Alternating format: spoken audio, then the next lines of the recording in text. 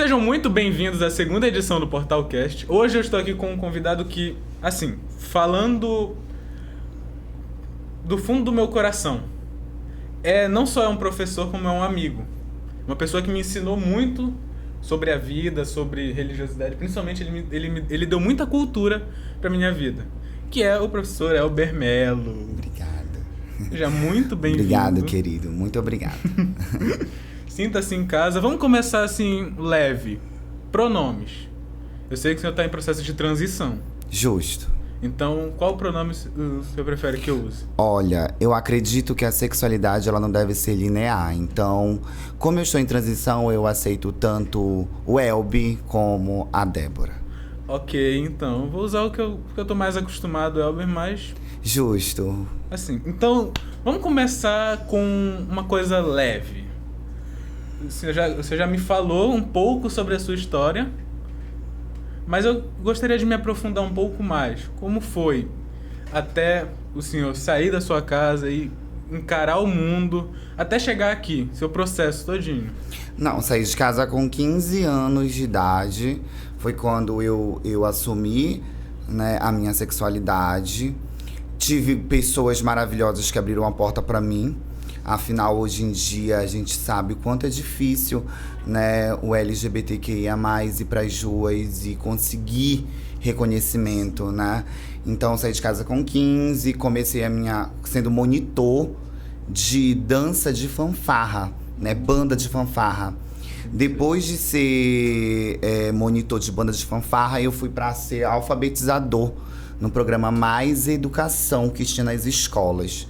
Inclusive, né, a diretora naquele tempo via que eu tinha uma habilidade no processo alfabetizador e aí foi então que abriu o leque, porque eu saí de casa para viver com o dinheiro que eu recebia da bolsa, que era R$400. Então, eu separava o dinheiro do aluguel e o que sobrava era lucro para mim no mês. Isso a garantir no mês. E o que entrava fora era o que eu fazia com coreografias de 15 anos, coreografias de grupos de dança. Então, a minha vida ela já estava interlaçada aí na cultura. E aí, quando foi em 2015, foi quando eu passei na universidade e decidi mesmo seguir a educação.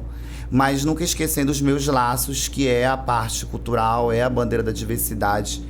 Então, foi um processo muito longo, né? Eu tive problemas familiares, mas que foram resolvidos, que foram concretizados. Hoje em dia, a minha família é um ponto de alicerce geral. Entendeu? A minha família, para mim, hoje é tudo. Tive conquistas muito grandes enquanto educador, enquanto artista, né? A gente tem que falar disso, enquanto artista. Então, eu cheguei aqui na base dessa luta, né? Passei pela depressão, passei pela ansiedade, tive isso há um tempo da minha vida, né? Eu sorria pros outros, mas quando chegava em casa, por mais que todos os holofotes estavam ali em mim, mas eu chegava em casa, batia surtos de ansiedade. Então, eu passei por isso, né? Eu passei por todos esses obstáculos. Sofri muito com preconceito no início que eu iniciei a minha carreira enquanto educador. Sofri muito, né? Às vezes não era nem pelos alunos que estavam ali, eram mais pelas pessoas maduras o suficiente, né, de apontar o dedo e fazer milhões de comentários maldosos, assim, sem conhecer o trabalho, sem mesmo entender como funciona, né, a questão educacional ali presente. Então, passei por tudo isso. E tudo isso foi me dando muita força para que hoje eu me tornasse, incentivasse os meus alunos que passam também pela mesma situação.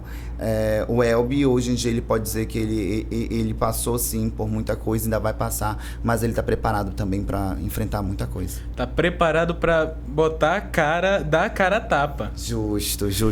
É uma coisa que, assim, eu conheci o senhor numa época onde o senhor ainda não tinha sua formação. O senhor ainda era coreógrafo. E eu cheguei a presenciar algumas dessas situações de preconceito que o senhor teve, principalmente pelo fato de ser homossexual assumido. O senhor sempre foi, o senhor nunca escondeu isso. Isso é uma coisa que, pra mim, sempre foi motivo de admiração. Eu sempre admirei muito isso no senhor de... Eu não vou esconder quem eu sou, não vou esconder como eu sou, não vou esconder minhas raízes. E isso a gente pega já pra parte de dança. Porque, assim, o senhor me ensinou muito sobre dança como professor. Mas eu queria como pessoa, que o senhor falasse um pouco pra gente o que foi a dança, o que é a dança na sua vida.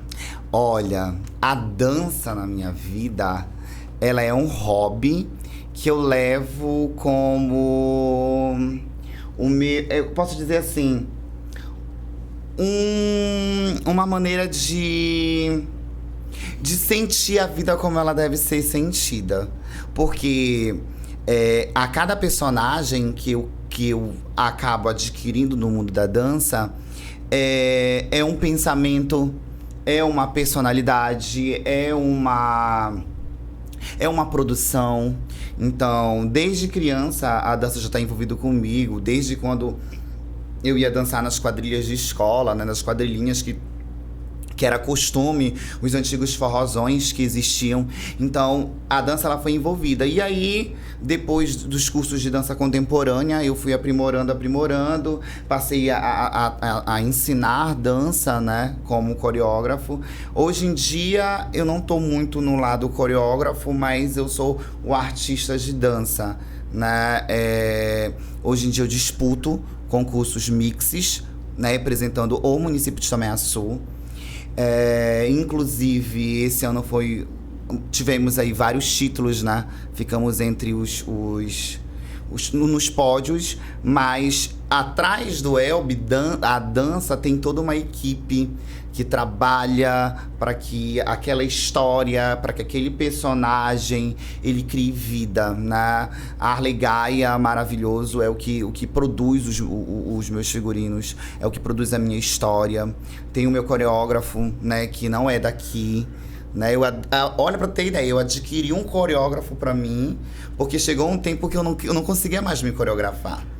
Porque eu acho que assim, como o senhor via a dança e vivia ela, chegou um momento da sua vida onde, cara, o que eu ainda posso aprender que eu ainda não sei? Justo. E aí eu trouxe esse coreógrafo, então eu tenho um coreógrafo que é o Paulo Caputini, tenho uma equipe toda, o Richard Brasil, Fernando Fashion Hair, é toda uma equipe que tá por trás, entendeu? Para que aconteça, para que a gente leve o nome de Tomé Açu, né, enquanto representante mix, o quanto é muito difícil. Esse ano fui campeão fiquei empatado no Acará em primeiro lugar. Fui campeão em Icoraci, Belém.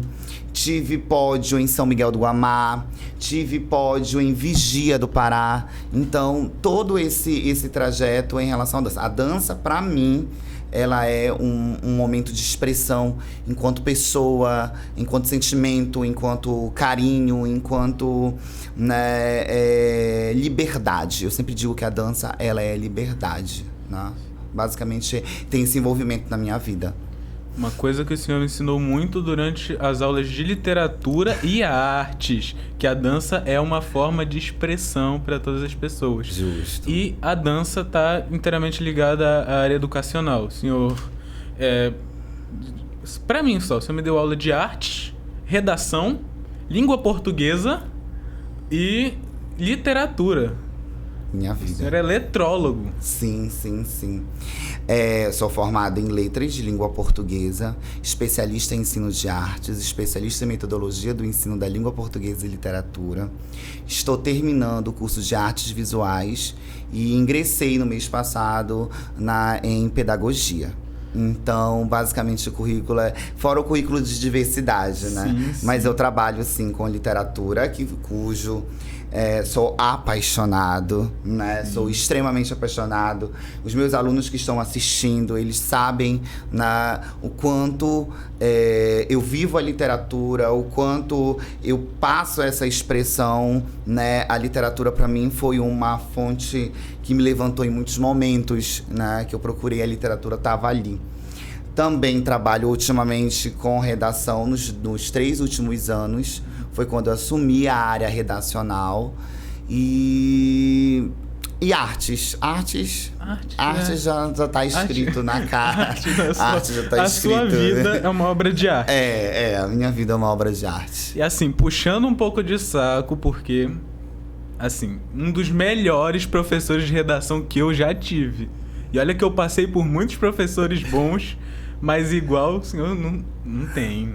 Os meus alunos, eu acredito... na verdade, eu criei um lema comigo que eu acredito nos meus alunos. Então, muitos deles chegam sem saber, né, uma estrutura, sem saber conectivos, sem saber... né, sem aquela esperança de futuro, sem eles não acreditarem neles, dizer que eles não vão conseguir. E sempre, nos 3 últimos anos, eu tô tendo muitos resultados positivos, né? Inclusive, quem me deu esse desafio enquanto professor de redação foi dentro do exclusivo, o antigo exclusivo, né? E logo em seguida eu ganhei assim um ramo, um caminho mesmo. Foi quando na minha primeira turma de redação eu tive 90% de aprovação, né? Com médias acima de 760 dentro do Enem. Então, 90% de aprovação para mim foi uma superação. Então, hoje em dia eu sou muito feliz e eu acredito ainda que esse ano a gente vai ter respostas muito boas desses alunos que estão se preparando aí. Eu acho que esse ano vem o Mil, se Deus quiser. Sim, é uma turma que alguns eu conheço, outros não, mas é uma turma com potencial. Eu mesmo sou um fruto do seu trabalho, que hoje em dia eu tenho formação na área de marketing digital, estou cursando a área de recursos humanos e uma lista imensa de formações que eu fiz ao longo do tempo. Um dos frutos do seu trabalho. E com relação à área educacional, quais as dicas que o senhor tem para o Enem desse ano? Que é um Enem que vai ser muito conturbado. Olha, sim. Olha, o município de Tomé Açu, a gente teve poucas inscrições no Enem nesse ano. Mas isso não é um elemento que a gente pode colocar na cabeça assim que vai ser muito fácil, né? A gente vem de um período de pandemia muito difícil. E o foco principal é entender que o Enem, a redação Enem, ela é avaliada por competências. Então, tu precisa ter o domínio da norma culta da língua portuguesa, tu precisa demonstrar uma tese, um repertório sociocultural plausível, não fugindo da temática, não tendo aqueles desvios ortográficos ali presentes, apresentando conectivos, conectores, né, diversificados e apresentando uma proposta de intervenção saudável com agente, meio, modo, detalhamento, efeito, saber que o tema do Enem é um tema que você precisa apresentar um senso crítico ali. Então, com uma argumentação saudável, né? O corretor Enem, ele quer saber de ti se você tem esse domínio da temática. Então, a dica que eu dou é muita leitura, né? E nesse último intervalo agora de tempo, né? Nesses últimos dias antes do Enem, a praticar pelo menos 2 redações por semana ou uma redação por dia. Essa prática leva à perfeição da escrita, leva à perfeição de uma redação acima de 880. Então, a dica que eu dou, muita leitura dos eixos, né? Os eixos que estão aí em prática, ver as dicas do INEP. O INEP soltou 2 dicas, inclusive assédio sexual. O INEP soltou, falando sobre o assédio sexual. Né? Eixos sociais, como educação, saber entender como funciona esses eixos sociais é o ponto de partida para o sucesso, né? E tu ter a tua tão sonhada nota acima de 860 na redação Enem. Muito bem, muito bem. E mudando totalmente de assunto, mas que ainda entra na área de educação e cultura. Para as pessoas que não conhecem, o professor Elber, ele é umbandista, ele é praticante da religião Umbanda. E, diferente do que muitas pessoas acreditam, a Umbanda ela é uma religião de origem brasileira, que tem ali elementos do candomblé, que é uma religião de cunho africana, do cristianismo e do espiritismo, certo? Certo. Então, a religião na sua vida, porque eu vejo que a minha irmã hoje em dia, ela é umbandista também, ela é da religião Umbanda. E é uma religião que abraça muito as pessoas. E eu queria que o senhor falasse um pouco pra gente, porque eu ainda vejo que, apesar do fácil acesso à informação, tem muitas pessoas que ainda têm medo de umbandistas. Eles pensam que é macumba, essas coisas, e não é. Não é nada disso. Eu queria que o senhor falasse pra gente. Na verdade, a gente já sofre com isso desde a colonização, né? Desde quando o europeu, ele emprega a visão na cabeça do índio que o amor ao sagrado, à natureza, seria algo diabólico, né? Aquele emprego, eles precisavam empregar o catolicismo e com isso veio gerando esses índices, né? E provocando na população essa questão do preconceito, né? Eu digo da ignorância, que é pela falta de informação. Mas eu sou afro-religioso, sou feito na Umbanda, batizado, coroado, sou filho de Oxumaré com Yansan e Ogum, venho da casa de Bolso Vandereji, que é justamente o meu pai de santo. Fui feito no ano passado como pai, tenho casa aberta dentro da religiosidade e tenho muitos filhos de santo. A religião, para mim, é o meu ponto maior. É aonde me socorre, é aonde me tirou de muitos desafios da vida e me deu o seguimento que é necessário. Eu sempre digo que a Umbanda é o psicólogo dos pobres, porque justamente é lá onde o homossexual, as pessoas que se sentem excluídos, elas se sentem confortáveis, porque não há aquela discriminação, né? A gente levanta uma bandeira de amor, a gente levanta uma bandeira de paz, por isso a gente usa o branco para simbolizar essa paz. A gente prega o espiritual, os encantados que estão ali, as entidades que estão ali, o processo de incorporação que está ali é basicamente voltado a isso. A entidade que está ali, ela está ali para te trazer uma paz, para te trazer uma palavra de conforto, né? Para te dar um direcionamento, para te dar um caminho.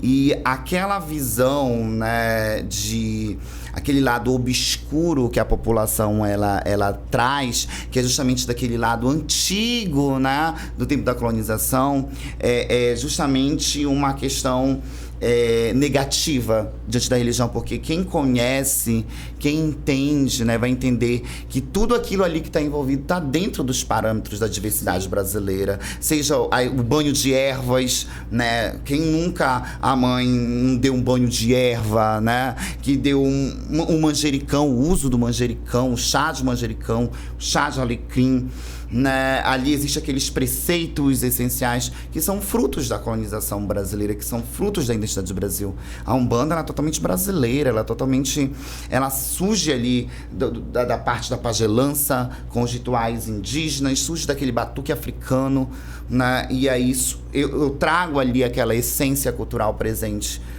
Mas hoje em dia, dentro do município nosso de Tomé Açu, ainda existe um preconceito, né? Ainda existe ali um medo de falar, né? Um medo de expor. É o que eu prego muito, né?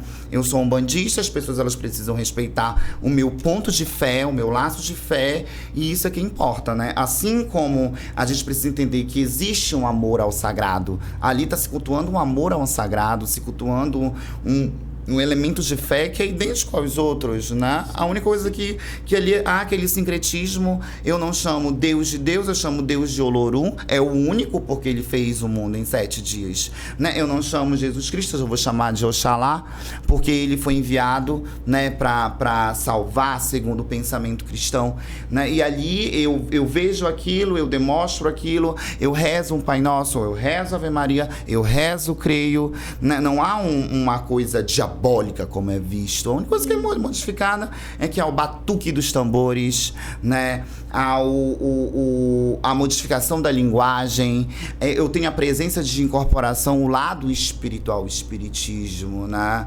Que a gente lembra aí de Allan Kardec, né? As primeiras visões espíritas, mas a Umbanda, ela traz isso. E hoje a Umbanda, para mim, ela é tudo. Inclusive, as minhas 2 avós eram, né, da Citrindade Ramos e Neuza de Melo Vulcão, 2 mães de santo, uma das primeiras do município.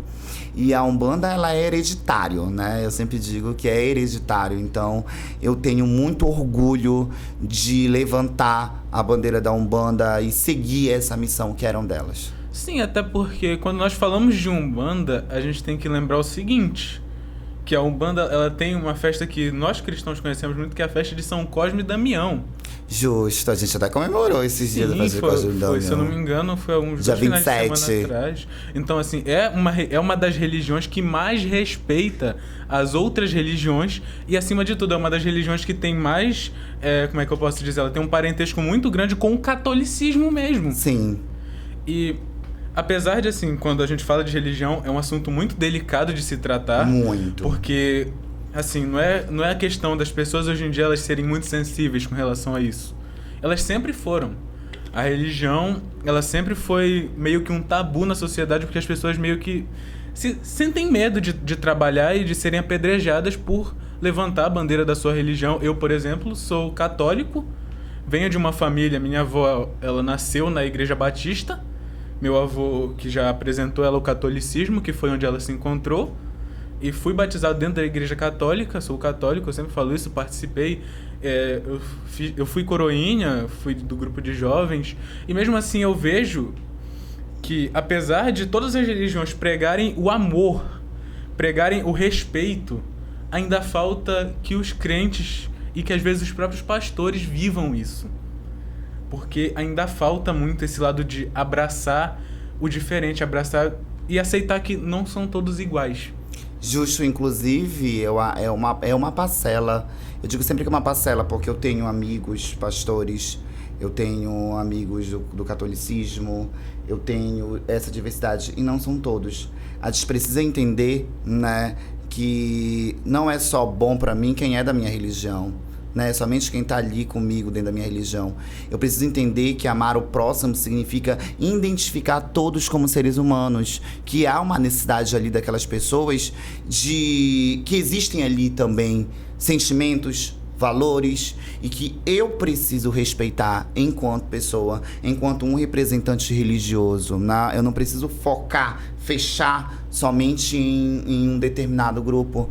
Às vezes o que acontece muito é justamente isso. Ele é da minha religião, então eu vou prezar ele, e o que é diferente vai ser ponto de crítica, vai ser ponto de vítima, vai ser o negado, né? E esquecem de fazer o processo de acolhimento. A palavra correta, o acolhimento. Quem mais precisa é aquele que está lá fora. Sim. É quem mais precisa. Esse processo de acolhimento, eu digo que, apesar de eu ser católico, eu vivi um pouco desse acolhimento dentro da Umbanda pelo Senhor. Porque quando o Senhor me conheceu, o Senhor lembra, eu era horrível, nossa, eu tenho até vergonha de dizer, mas na época, assim, eu era como pessoa, eu tava no fundo do poço. Eu tava, assim, me rastejando, e foi a cultura que foi me entregue por várias pessoas, pelo Senhor, por várias outras pessoas. Não só como professor, mas também como um grande amigo, que eu tenho hoje, assim, um amigo mesmo, alguém com quem eu posso falar abertamente sobre qualquer assunto. E foi o que me levantou. Foi o que me trouxe. E quando eu digo que a Umbanda é uma religião que abraça, é porque eles realmente abraçam. A minha mãe, hoje em dia, é da Umbanda. Minha irmã é da Umbanda. Minha irmã caçula provavelmente também vai entrar nesse caminho, porque ela ainda está tentando se encontrar. Mas ela vai se encontrar uma hora ou outra. Justo. A Umbanda é isso. A Umbanda é amor, a Umbanda é paz. A Umbanda, ela é o amor a um sagrado, a uma fé, ao sentir uma energia diferenciada em que você se sinta confortável. E justamente a Umbanda, ela prega assim, um pouco do catolicismo. Nós temos São Sebastião, nós temos São Jorge. Quantas pessoas não são devotos de São Jorge, né? Nós temos aí, né, Santo Antônio. Quantas pessoas não são devotos de Santo Antônio? Então, a gente prega, só que de uma maneira diferente, né? Em vez de estar assim, o meu santo, ele treme o ombro, né? Em vez de ele rezar para todos, ele dá o brado para dizer ali que você tem força, que você precisa se levantar. É uma religião que tem muita comemoração. Nossa, muita festa. Muito alegre. A gente tem festa de São Sebastião em janeiro, a gente tem festa de Ogum em abril, a gente tem festa de Preto Velho em maio, a gente tem festa de Xangô em junho, a gente tem festa de Exu em agosto, nós temos Cosme e Damião em setembro, nós temos Iansã e Iemanjá em dezembro. Então a gente vive a vida, a gente vive o sagrado das melhores formas possíveis. Da melhor maneira possível, ok. Eu vou abrir um espaço aqui, porque a gente tem que pagar as contas, né? Então peço licença ao nosso convidado para falar dos nossos patrocinadores, ok? Vamos falar hoje, o podcast está sendo patrocinado, como de costume, pelos nossos amigos do Sabor e Cia, Restaurante Sabor e Cia, organização do Senhor Natalino, para você que quer o melhor almoço da região, com o melhor atendimento, cara, aquela carne assada na hora, moleque, chega a me dar água na boca só de lembrar, o Restaurante Sabor e Cia, ok? E pra você que é aposentado e pensionista do INSS, tá pensando aí em fazer um empréstimo, Minerva Camada é a solução, ok? Lá você vai ter todo o atendimento jurídico, ok? Além do atendimento pessoal, ok? O pessoal de lá é muito gente boa e vão estar tirando todas as suas dúvidas com relação a isso, ok? Voltando aqui, coisa rápida, vamos falar um pouco sobre preconceito. Vamos entrar ali naquela área mais, né? Uma área mais, eu acho que é até mais sensível do que a própria área de religiosidade. Muito. O senhor é negro e homossexual. Atualmente está no processo de transição. Nunca escondeu isso, nunca escondeu suas raízes. Então, como é essa vida? Porque, assim, apesar de... Eu não sou nem negro e nem branco, eu sou pardo hoje em dia. Mas, segundo a minha certidão de nascimento, eu nasci branco. Então eu meio que faço parte de uma parcela meio que privilegiada. Então como é, assim, a vida? Além de ser negro, homossexual. As barreiras que o senhor... Muitas, inclusive os olhares. Os piores são os olhares. Os olhares são piores de todos, porque é assim... Existe o preconceito...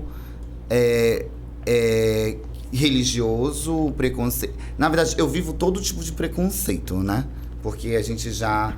Eu digo sempre que a mulher trans, ela é sofrimento, né? Ela é apedrejada todos os dias, inclusive por isso que a gente tem um grande índice de prostituição de mulheres trans. Mas por que um grande índice de prostituição? Justamente pela falta de oportunidades que não existe. As pessoas não dão espaço, né? Não tem esse espaço.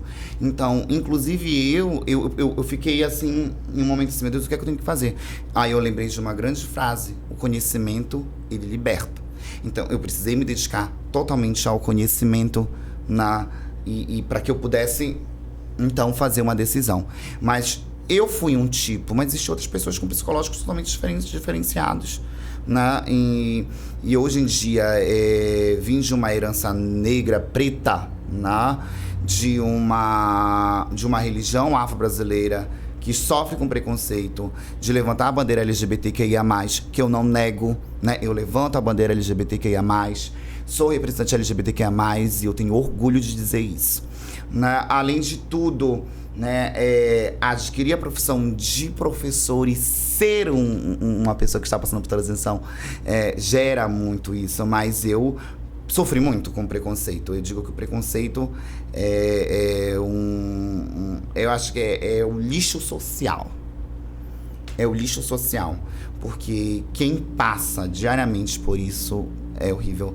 E por incrível que pareça, eu não sofro preconceito dos meus alunos. Nunca sofri preconceito dos meus alunos. Nunca os meus alunos me trataram de forma diferenciada. Tanto da rede privada quanto da rede pública, então é uma maravilha. Eu recebi preconceito, foi de pessoas de alto nível, de alta classe social. Justamente que demonstram um domínio culto, que demonstram um empoderamento social muito grande. Mas no início da minha profissão, o preconceito veio dessa classe social. Né? Então, hoje em dia eu vejo por mim, mas se a gente for pensar, imagine quantas pessoas que estão aí fora, que estão assistindo a gente, que acabam caindo na depressão justamente por esses surtos do preconceito, né? Por esses olhares de maldade. Eu sempre digo que é o olhar de maldade. Eu já cheguei em muitos cantos que as pessoas elas olhavam assim, aquele olhar já diz tudo, né? Mas eu sempre tive aquele olhar assim, não, eu preciso me manter firme com a minha postura, né? Porque as pessoas acham assim, ele é homossexual, ele é motivo de riso, ele vai ser o que vai alegrar a mesa, vai ser o que vai contar as melhores piadas, vai ser o que vai divertir a gente. E não é isso. O homossexual, ele não pode ser visto somente como cômico, mas ele também precisa ter o espaço dele como qualquer um outro, né? Como qualquer ser humano possível, né? Ter o direito dele de liberdade enquanto cidadão. Então, a gente percebe que os olhares são bem perigosos. O preconceito em si, comigo, nasceu basicamente da camada mais alta da sociedade, que para mim foi assim um momento da minha vida tão doloroso, né, em relação a isso.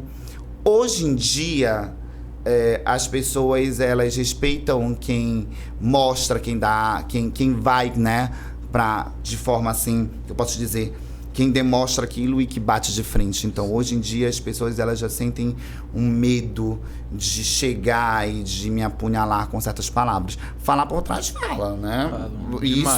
Isso é normal que as pessoas falem por trás, e isso não importa pra mim, e por incrível que pareça, a cada dia, né, a evolução ela acontece. Mas o preconceito hoje, na verdade, pra mim hoje em dia eu nem levo mais isso como um ponto, né? Eu sofri muito com preconceito no início, e hoje em dia, aonde eu tô chegando, aonde eu estou conseguindo meu espaço, eu dou força para quem passa por isso. E eu não falo do preconceito só com LGBTQIA+, não, gente. Não é só o LGBTQIA+, que passa por isso. São vários pontos. A pessoa que detém de uma determinada deficiência. É justamente o filho, né, que a mãe viajou para fora, e que é muitas coisas. A gente vive também uma cidade pequena. Todo mundo ali quer saber da vida de todo mundo, né? Então, existem muitos caminhos ali gerados, né? Os olhares, eles geram um grande problema, né? A fala, né, ela gera um grande problema quando são pontos, grupos que saem daquele tradicionalismo, né? Aquilo que não é tradicional, aquilo que não é imposto, aquilo que não é social, do aspecto geral, sempre vai ser vítima de falácias, sempre vai ser vítima do preconceito.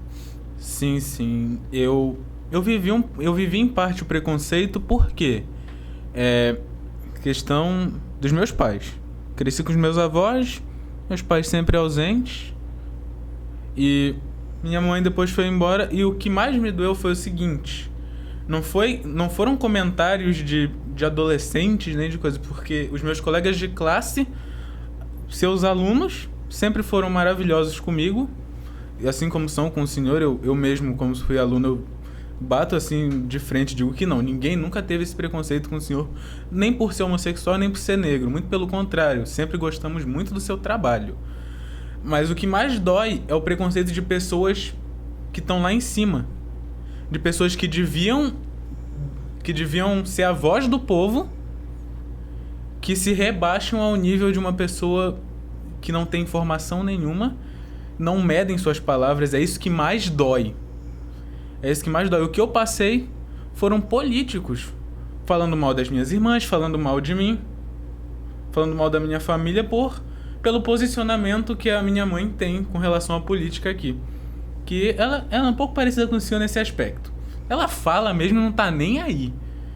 Fala e assim, quem quiser ouvir que escute, quem não quiser, boa viagem. Inclusive, eu também passei por isso, mas hoje em dia, né, existe essa liberdade, né? Inclusive, eu tenho uma pessoa que me deixou muito assim feliz, foi quando, né, eu recebi um convite,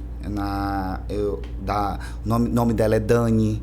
Ela falou assim, Elber, eu que te quero do jeito que tu és, e o que importa é o teu profissionalismo, e eu quero ver a diferença, e eu sei que tu pode fazer isso. Eu agradeço tanto ela, porque são essas frases que são frases motivadoras.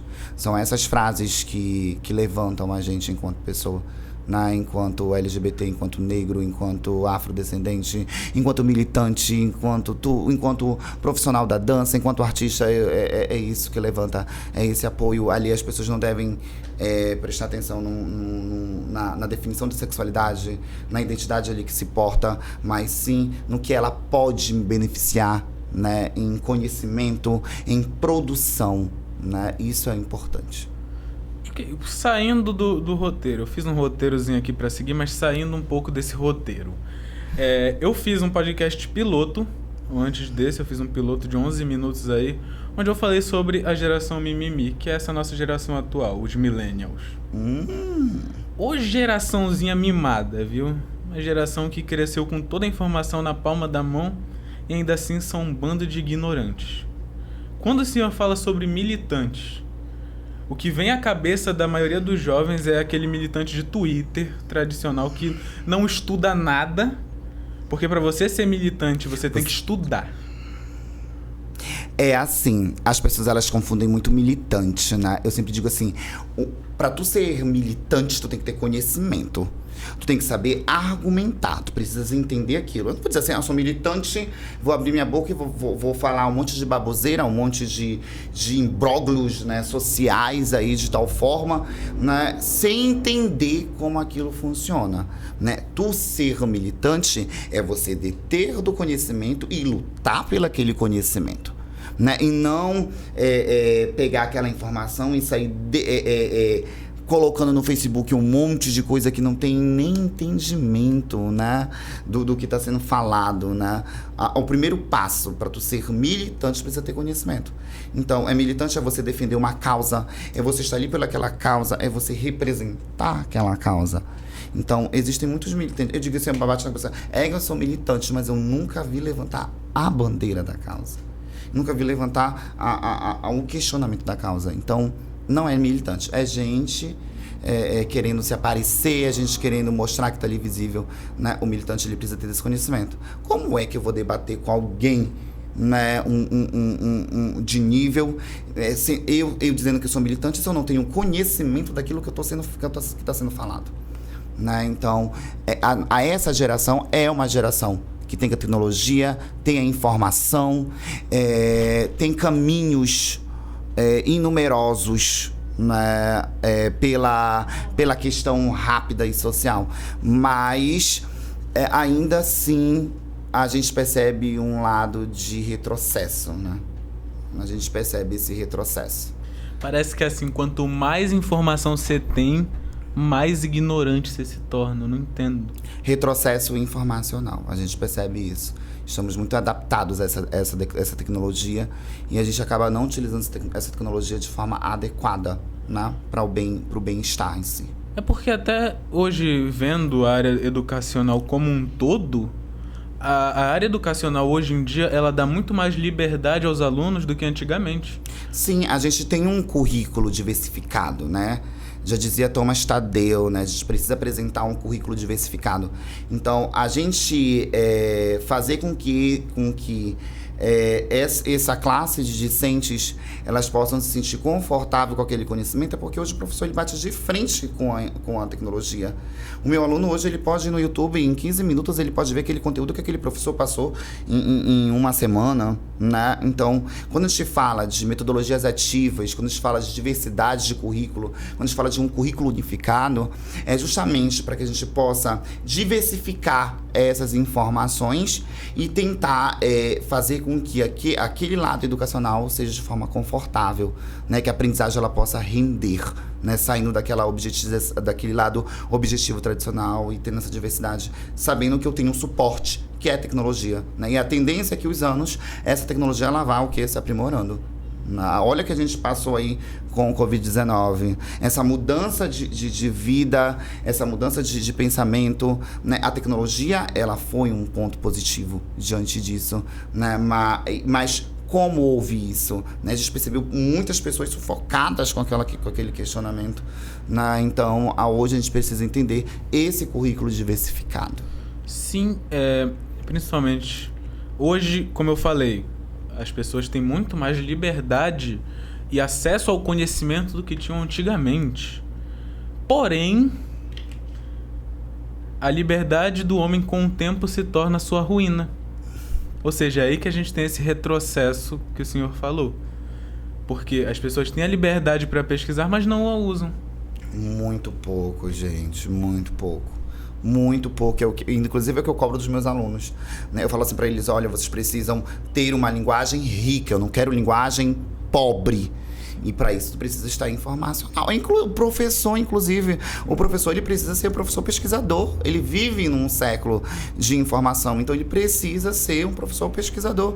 E inclusive o aluno também. O aluno ele deve buscar conhecimento, ele deve buscar outras formas e às vezes a gente percebe que há essa mudança, né, de caminho com as redes, com a tecnologia ali, né, inclusive com as redes, né, sociais, assim, midiáticas, né, os caminhos midiáticos confortáveis. Sim, é muito estranho. Eu falo assim, como profissional hoje em dia, porque apesar de ainda ser estudante de faculdade, mas hoje em dia como um profissional contratado, o mercado de trabalho ele te cobra que o tempo todo tu esteja atualizado. Então, por exemplo, eu tenho um curso de marketing digital.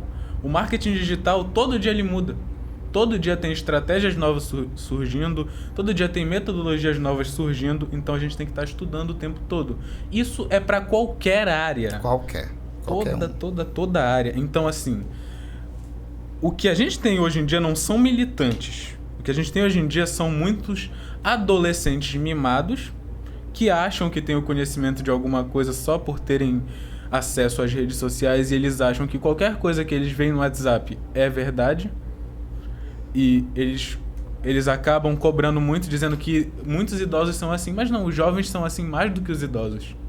Sim, existe muito aquela questão, né, a influência midiática, ela é um ponto muito, né, faz com que as pessoas elas criem pontos de desespero, né? E não é assim. Eu acho que a gente precisa sempre entender, né? Buscar e verificar todas as hipóteses possíveis dentro daquele campo, dentro daquele determinado assunto, né? Mas o que a gente percebe realmente é isso. A gente percebe informação em grande acúmulo e pouco entendimento dessas informações, né? Aí já cai naquele erro midiático, né? A influência midiática enquanto um eixo social ali, né? Sim.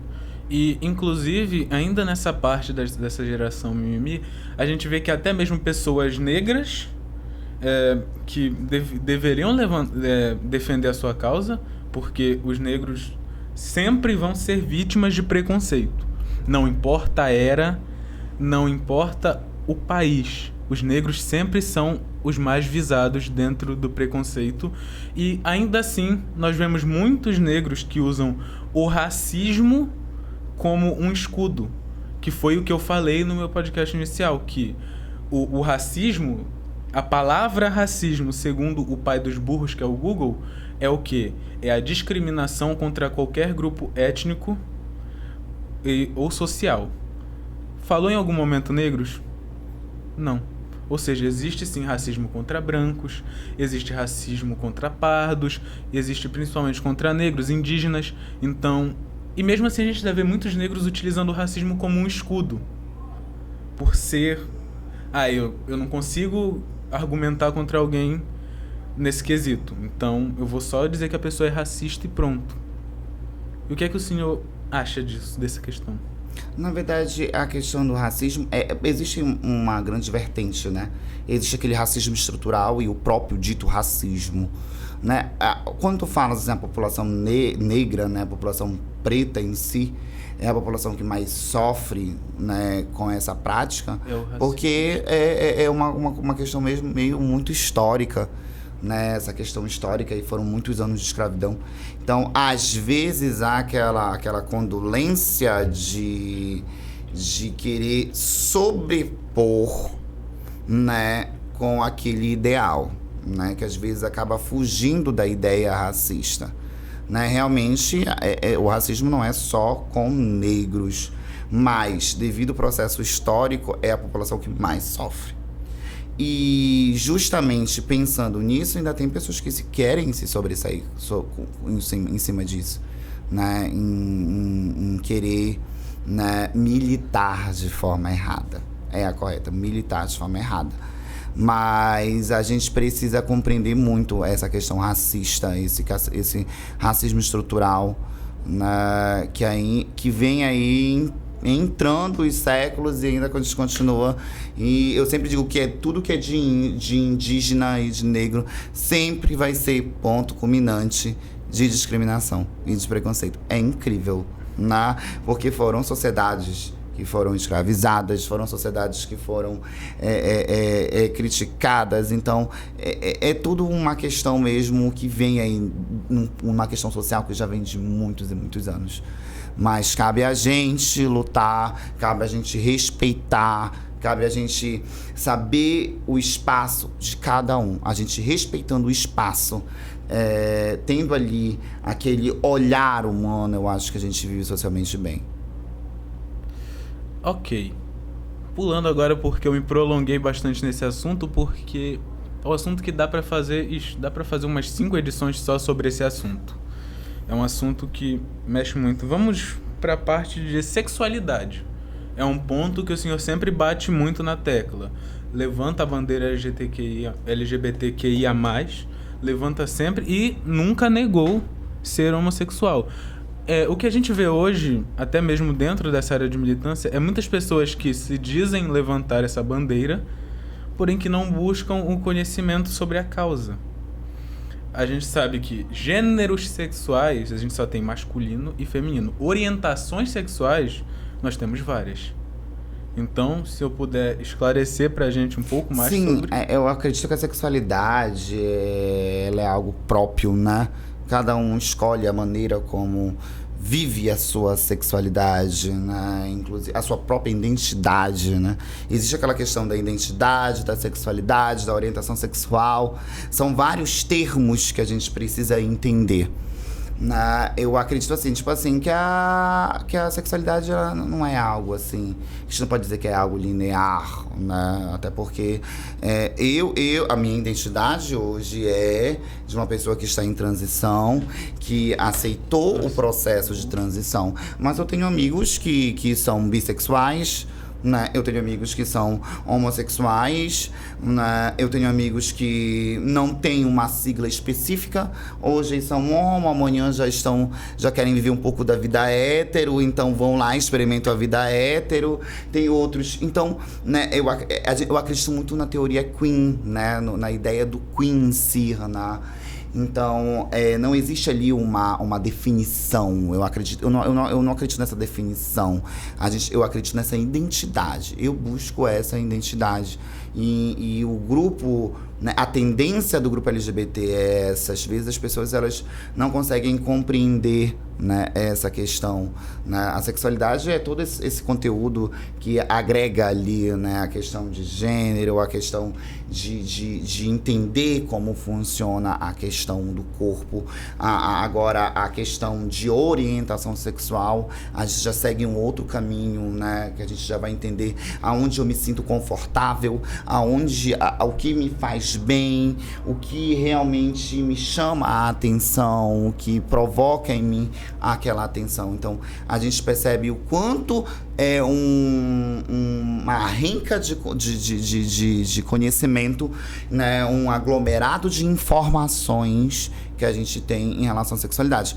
Eu acredito muito, né, em relação a essa questão de sexualidade. Eu não acredito nessa questão linear, né? Eu acredito assim que as pessoas elas têm esse livre arbítrio de escolher, né, enquanto pessoa o seu determinado desejo, as suas escolhas, a sua determinada orientação, né, o seu caminho em si, né, a sua identidade, né. O Elby, por exemplo, antes era um Elby que era totalmente menino, né. O Elby antigamente era menino, mas o Elby de antigamente menino, ele gostava de outros meninos, mas a questão da identidade, a questão do desejo era próprio do Elby, né. Então existem muitos outros casos assim. Hoje o Elby, ele tem uma identidade própria, né? Ele buscou essa identidade.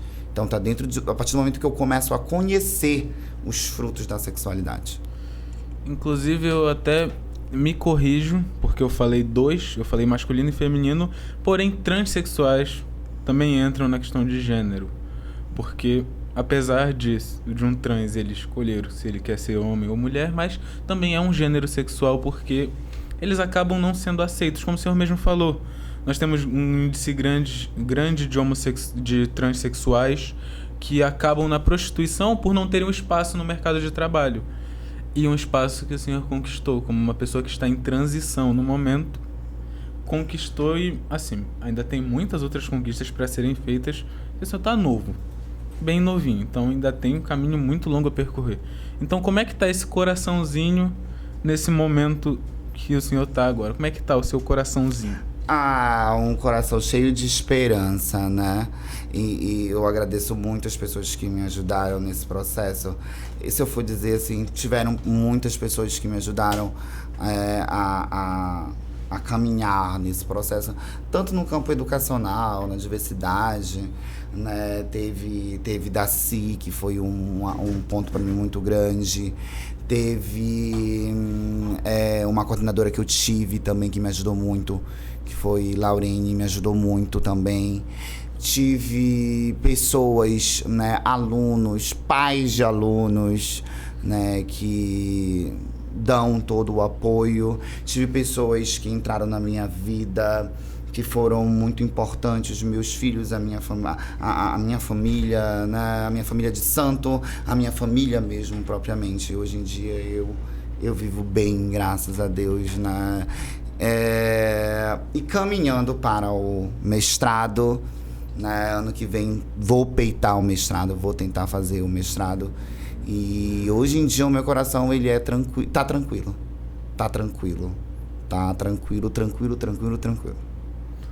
Nossa. Bom, antes de finalizar aqui, porque a gente já está nos finalmente, embora seja uma conversa que a gente ainda podia prolongar por muitas horas, levando para um lado mais pessoal, alguma pergunta que o senhor tenha para o seu entrevistador? Há muito tempo que a gente não se conversa. Eu fiquei muito feliz de ver o posicionamento hoje em dia, a posição, o lado humano, né, de relações humanas, que fiquei muito feliz de estar sendo entrevistado por um aluno meu, né, aceitei o convite na hora, né, porque assim a gente tem que dar esse apoio. E eu fico muito feliz e sucesso. Muito obrigado. E, assim, vamos chegando ao final dessa segunda edição. Já deixo avisado que dia 18 vai ao ar a terceira edição, ok? Essa edição vai ao ar durante essa semana, não sei dizer ao certo dia para vocês. E dia 18 nós vamos ter uma edição com a dançarina, instrutora fit dance e professora de dança Fabiola Cató, também foi sua aluna. Iniciou no mundo da dança. Iniciou no mundo da dança com o senhor. E assim, eu agradeço principalmente por ter aceitado de prontidão o convite. Agradeço por ter cedido seu tempo. Muito obrigado mesmo. Por nada. Sinta-se livre à vontade para voltar quando o senhor quiser. E aguardo o senhor para alguns projetos que nós temos aqui, ok? Sim, sempre bom, né? Essa diversidade. Então, muito obrigado. Bom. Muito obrigado você que assistiu até aqui.